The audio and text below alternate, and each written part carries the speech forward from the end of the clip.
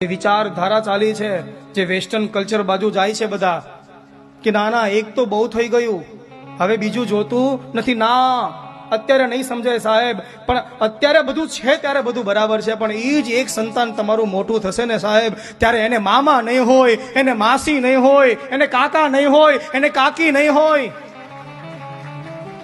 અને જેટલી પણ આત્મહત્યાઓ થાય છે ને, એ આત્મહત્યાઓનું સૌથી મોટામાં મોટું કારણ એ છે કે એને કોઈ સાથ આપવા વાળું નથી.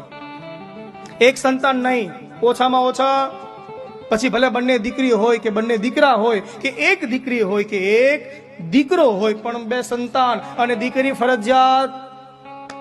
હા, અને વખતે કદાચ તમારા ભાગ્યમાં દીકરી ન હોય ને સાહેબ, તો તમારા ભાઈઓને પ્યાર, તમારા કુટુંબ પરિવારમાં કોઈ દીકરી હોય ને, એને પોતાની માની અને એનું ધ્યાન રાખશો ને, તોય મારી માં લક્ષ્મી બહુ રાજી થશે સાહેબ.